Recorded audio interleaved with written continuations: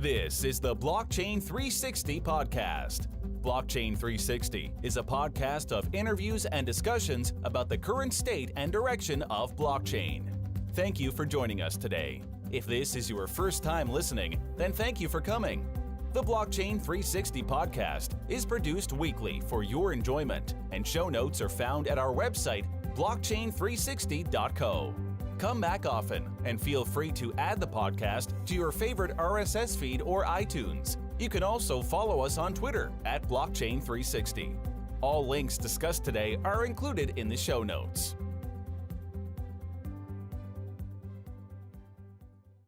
Hi, my name is Brian Nielsen, and I'm the host for Blockchain360. My guest today is Peter Anewalt, and he is with uLedger, and he's going to help us understand a little bit about what uLedger is and what they're doing. So, Pete, thanks for joining me here on Blockchain360. Thank you, Brian. My pleasure. So, tell me a little bit about yourself. How is it you came to uLedger? What is your experience in blockchain? So, personally, my background is in software and technology for many years. I won't tell you exactly how many, but it's been a lot of them. And well, the gray hair gives it away, so yeah, it's more than 3 or 4. Right. So, that's been my focus. Small technology startups. The nature of those is that they tend to grow big. They get acquired by bigger companies. At that point, for me, the fun is in the small, nimble company doing something new and interesting. So it becomes time for me to find something else, something new, some new company that's doing something cool. So that's what happened about on a year and a half ago now. Right. Wound up finding out about uLedger and what they were doing, and I didn't really know much about blockchain up until then, but it was fascinating. And the application of it, I knew of it in connection with Bitcoin, and this application of it was different than that, and it was intriguing. So for me, it was really kind of a natural fit. So it's been a fun ride ever since. So you've been with uLedger for then 18 months? Yeah, Okay. About that. So tell me, what is uLedger? What is its unique selling proposition? Right, so uLedger is a blockchain platform for the enterprise. And what we do is we developed a solution that, in our opinion, leverages blockchain's fundamental feature, which is its ability to create an immutable audit trail, a history of data over time that can never be changed or tampered with, or questioned, really. There's a mathematical proof of that history of data. And our thesis, if you will, was that from an audit standpoint or a regulatory compliance standpoint, it's critical to have this. It's critical to have the ability to prove your data. And so, our focus is leveraging that and providing that in a way that enterprises and organizations and governments and what have you can really take advantage of. We have drawn a fairly distinct point of comparison between what we do and what public blockchains such as Bitcoin and Ethereum do. And what is that distinction? Those are public blockchains. They operate in a manner where all nodes on the network, they create an immutable history of data because there's a network of nodes that all share and corroborate content. But they do it in such a way that all those nodes have the exact data on them. Right, all of them share the same data. Right. Obviously, from an enterprise standpoint, a lot of that data is going to be considered proprietary, and you wouldn't want to share it. So from our standpoint, the need to keep data private was very important. However, you still need the public corroboration of that data. That's what gives it the immutability. Right. So we're a hybrid solution in that regard. We are private, the data is kept private, but you do it on a distributed set of nodes. Right. Right, Okay. and the cryptographic hash of data being entrusted to that private data store is shared with the rest of the network. That allows the rest of the network to validate to corroborate its content, basically. So really then you have a system of nodes that some are miners and the rest are validators. Well, not really. There's no notion of mining exactly in our network. So you have a blockchain with no mining at all.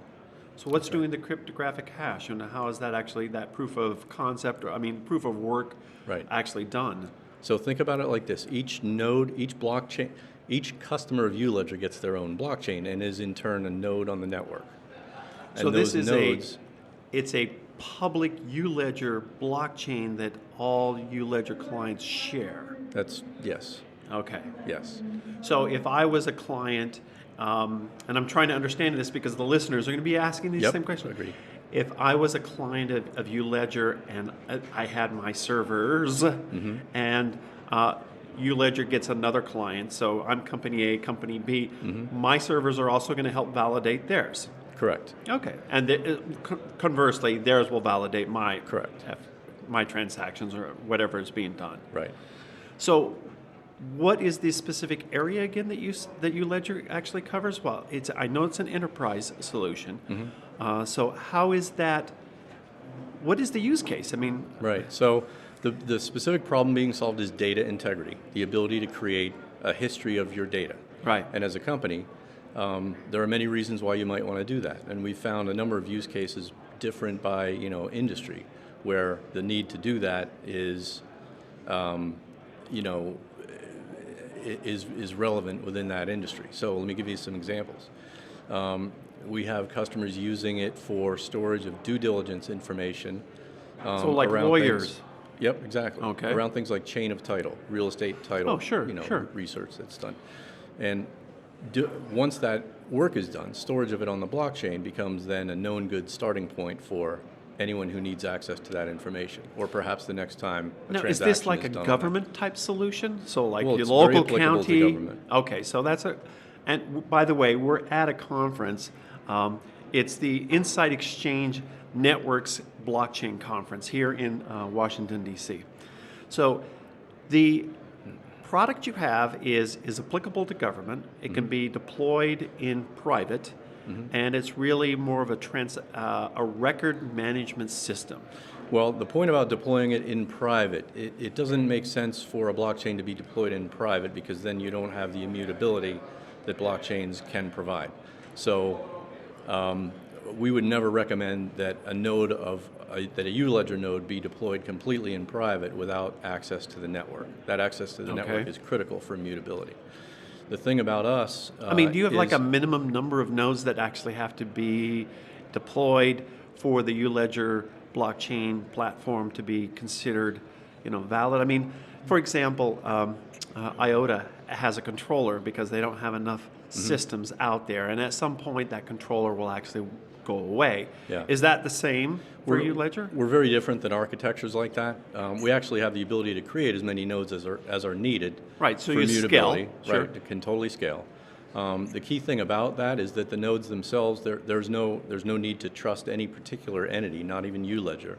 It's the nodes themselves doing peer-to-peer collaboration, basically, of content within each of the individual blockchains. So what is the consensus mechanism that ULedger actually uses? Yep, we use something, it's patent pending, it's called cross-Merkleization. And it's this notion where Explain each it of those, though, so everyone else I You bet, understand it, you bet. but please explain that. It's this notion going back to the idea that each customer has their own blockchain, or multiple blockchains if they wish. Those individual nodes, those blockchains themselves, are talking amongst each other.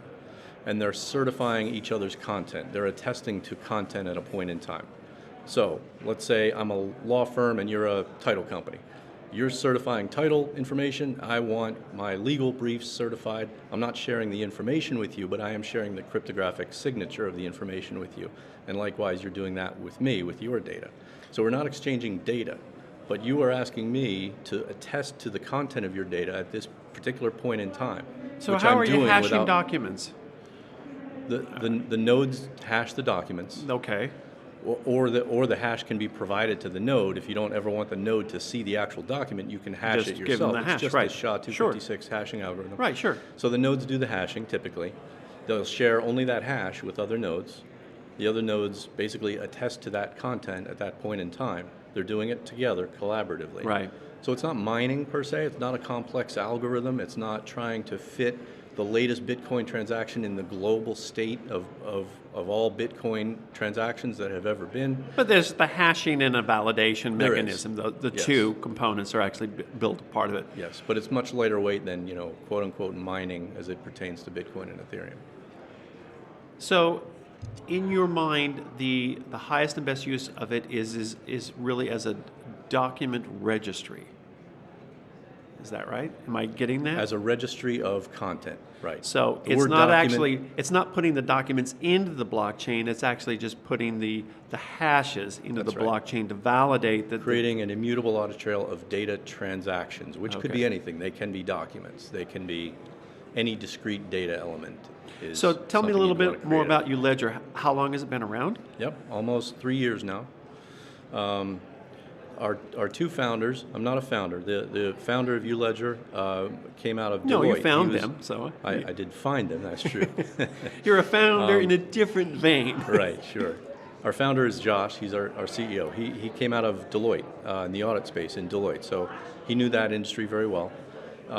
He spent some time with a startup that dabbled in blockchain and kind of put two and two together, realized the applicability of blockchain to audit, and set about trying to, commercialize that. Sure. Didn't know the technology, but was introduced to our CTO and co-founder, who's a brilliant blockchain mind out of Kosovo in Eastern Europe. Oh, sure, absolutely. So the two of them met. They hit it off. the math skills of the Eastern Europeans are Yeah, it's beyond it's a reproach. hotbed of blockchain skill and technology for whatever reason. So those two hit it off.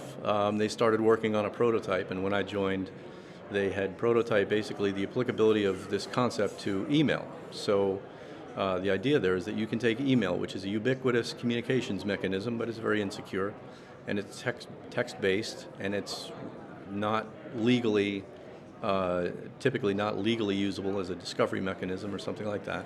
Well, the blockchain was originally created to actually secure email. Yeah, and it's a perfect use case when you use it for that, right? Right, It's right. become synonymous with cryptocurrency, but Right. it's, that's much more in the transactional sort of certification of a data transaction. Right, that more we're payment focused systems. Yeah, Yeah. absolutely. Yeah.